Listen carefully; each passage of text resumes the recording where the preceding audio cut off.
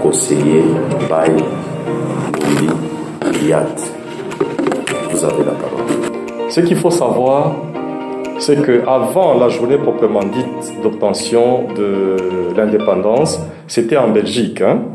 Il y a eu des efforts, il y a eu des vaillants personnages, en l'occurrence Patrice Emery Lumumba, qui était le président d'un parti politique qui s'appelait le MNC.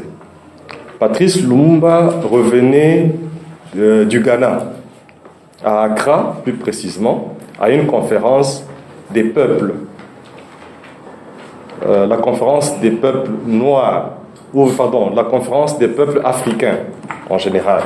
Et il faut savoir que toute l'Afrique, pour ne pas dire l'homme noir, avait des pulsions indépendantistes.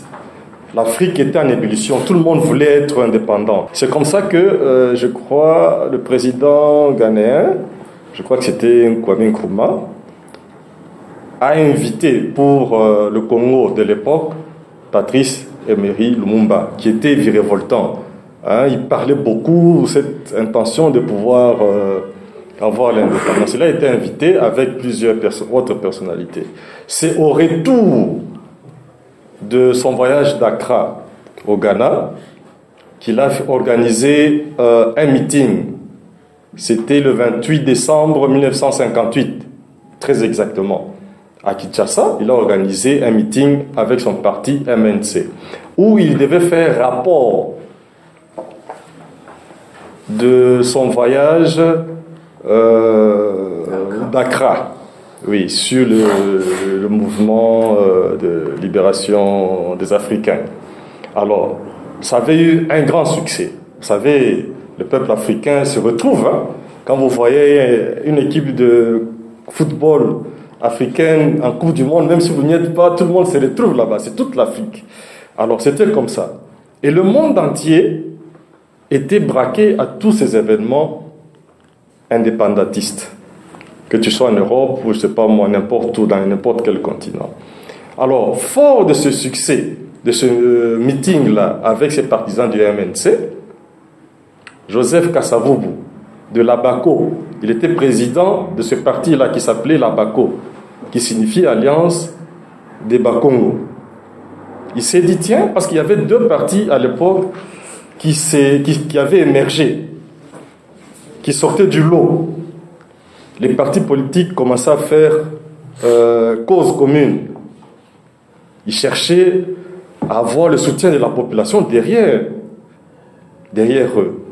Alors, il y avait deux partis politiques qui sortaient du lot. C'était le MNC de Lumumba et l'Abaco. Kasavubu s'est dit, tiens, je ne veux pas laisser à Lumumba damer les pions comme ça. Moi aussi, je vais organiser mon meeting. Et à l'époque, c'était l'administration belge qui avait l'autorité suprême. Joseph Kasavubu avait demandé l'autorisation à l'autorité belge de pouvoir organiser son meeting. Et l'administration belge avait dit, j'espère que ça ne va pas prendre une tournure politique, ton meeting là. Nous te mettons en garde. Si ça prend une tournure politique, tu seras tenu pour responsable. Ce meeting était prévu à ce qu'on appelle IMCA, jusqu'à nos jours. Pour ceux qui connaissent Kinshasa, ça se trouve à Victoire, sur Victoire, non loin du rond-point Victoire. On y joue le basket. C'est là où les Mutombodi Kembe sont sortis aller jouer au basket. Ça s'appelle place IMCA. IMCA veut dire Young Men's Catholic Association. Donc, c'était en anglais. Donc, c'est avec Y, Young Men's Catholic Association. L'association des jeunes hommes, non, pas catholiques, chrétiens. Association des jeunes hommes chrétiens. Young Men Christian Association. Très exactement, pas catholique, je m'excuse. Alors, c'est quand il a demandé de faire son meeting là-bas, c'était prévu pour le 4 janvier 1959. Lumumba, lui, c'était le 28 décembre 1958. Alors, C'est comme ça que finalement Joseph Kasavubu s'est mis à réfléchir, à penser. Il s'est dit, ah, apparemment l'autorité belge a refusé indirectement. Ils m'ont dit de faire attention, s'il se passe quelque chose, ça prend une tenue politique, c'est toi qui seras tenu responsable. Et en fin de compte, il s'est rétracté. Il s'est dit, le 3 janvier 1958, que je vais mettre fin à ce meeting. 59, 59. Pardon, 59, merci de la correction. Il a vu l'ampleur, les gens étaient là, mobilisés pour le meeting. Finalement, le 4 janvier, les gens sont quand même venus. Kasavubu est descendu sur la place Imka pour dire non, rentrez chez vous. Que chacun rentre chez lui, le meeting est annulé. Les gens ne l'ont pas entendu de cette oreille. Ah, annulé, comment, tout ça? Ils ont commencé à lancer des pierres. Vous pouvez vous imaginer comment ça se passe ici. Paf, à la poste, on vous invite là-bas. Les différents partis politiques ont dit non, rentrez chez vous, rentrez chez vous. Kasavubu avait eu peur de l'autorité belge. Parce qu'on lui avait dit, si ça tourne mal, c'est toi qui seras responsable, on va s'en prendre à toi. Finalement, les gens survoltés ont commencé à lancer des pierres. Gauche-droite sur le véhicule, arrêter les Blancs. Déjà, comme il y avait la ferveur là, contre les Belges, les Occidentaux, on a commencé à attaquer les installations des prêtres catholiques. On a tabassé les prêtres blancs. Et ce même jour-là, ce dimanche 4 janvier 1959, il y avait un grand match au stade 20 mai. À l'époque, le stade 20 mai s'appelait le stade de la Kétule. Kétule, c'était le nom d'un prêtre belge, ça appartenait à l'église catholique. Il y avait un grand match, Vita contre Mikado, le même AS Vecleur qu'on connaît aussi. C'était Vita contre Mikado. Mikado, c'était une équipe un peu, disons, inférieure à l'AS Vita. C'est un peu comme Lupopo contre... non, pas Mazembe. Lupopo contre Don Bosco, par exemple, vous voyez. Don Bosco était encore, je crois, un peu plus fort, mais inférieur. À la veille, un jour avant, le 3 janvier 1959, il y avait un autre grand match. Des rivaux entre Vita et Imana. Disons, Vita, le rival de Vita, c'était Imana. À l'époque, Imana s'appelait Dering. Le Dering qu'on a récupéré aujourd'hui, ça vient depuis les années 50. Et le Dering jouait aussi avec une équipe inférieure. KL, à l'époque, c'est comme Jolicite. Vous voyez un peu. Mais les petits étaient têtus, toutes ces petites équipes-là. Le Dering avait gagné par 3-2. De justesse. C'était comme Jolicite qui fait souffrir Lupopo. Vous voyez un peu, mais Lupopo gagne quand même de justesse. 3-2. Ah, le rival a gagné. Le lendemain, dimanche 4 janvier 1959, c'était le tour de Vita. Vita contre Mikado. Mais, malheureusement, Mikado avait battu Vita. Et par quel score, s'il vous plaît? 3-1. C'est comme si Mazembe, disons, était battu par Bazano. Imaginez-vous, Lupopo joue les premiers matchs, il gagne, maintenant autour de Mazembe. Vous imaginez un peu ce que les supporters de Lupopo peuvent dire aux supporters de Mazembe. Les supporters de Vita étant fâchés. Oh, tout ça. Mon nom se moque de Vita. Et comment Mikado vous bat. Et puis 3-1. Et à la veille, d'après l'histoire, il y avait un des joueurs de Vita qui était musicien, il jouait à la guitare. Il a joué au parc des Boucs, qui est le parc, là où il y a la faune et la flore, là. Un parc, un jardin.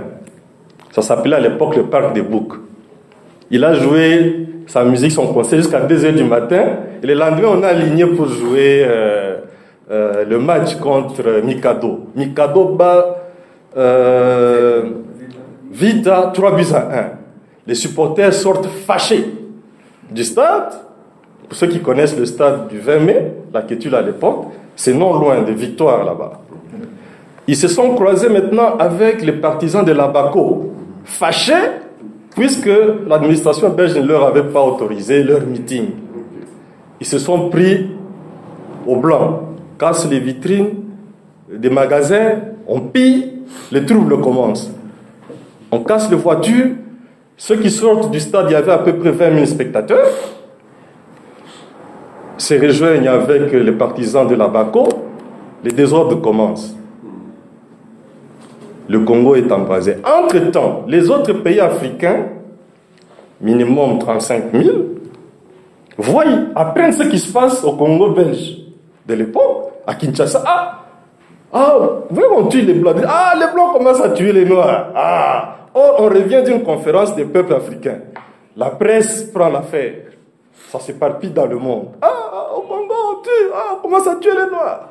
C'était comme ça que ça avait pris de l'ampleur. D'ailleurs, on avait arrêté 300 personnes minimum, dont Kassavou lui-même. Il n'était pas encore chef de l'État à l'époque. Joseph Kassavou avait été arrêté. C'est toi qui as créé ça.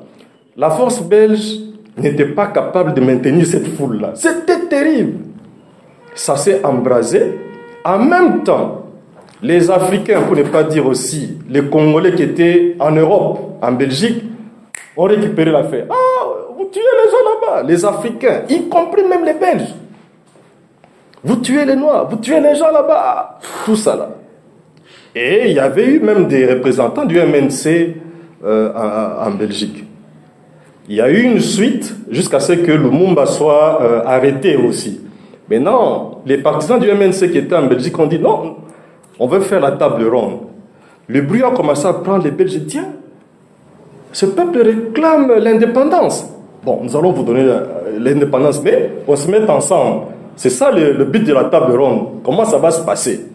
Les représentants du MC qui étaient en Belgique ont dit niet, nous, on n'organise pas la table ronde sans Lumumba. Lumumba a été arrêté dans la suite des temps. Ce n'était pas immédiatement le jour, c'est dans la suite des temps, indépendance. Donc c'est ce type-là, le projet là, qui parle trop. C'est lui qui réveille les gens, les timoniers. Il va voir. Plap. Avec les Mobutu, tout ça, complice appelé en arrière par les Belges, toi comme tu étais militaire, mets de l'ordre, calme.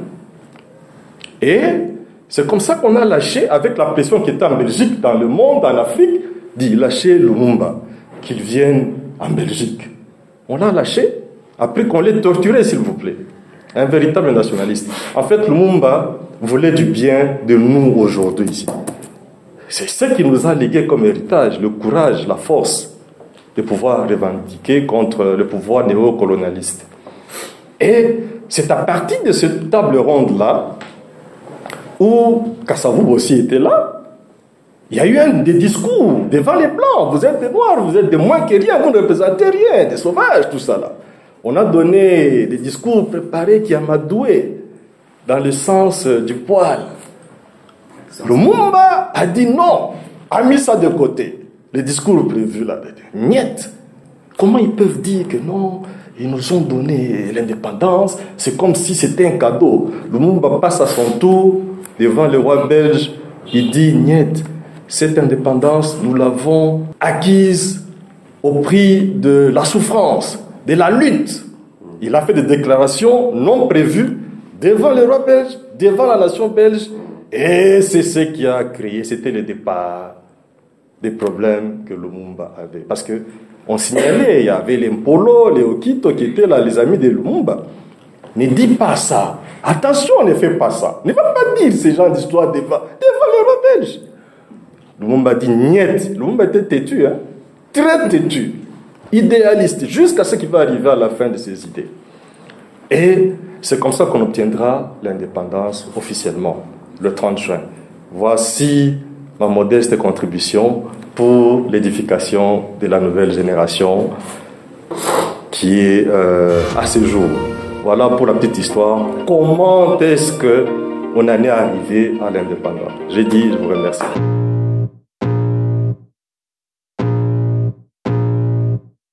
I can feel the blood creeping up from the heathens. Got will, got fight, got pride, got reason. If they want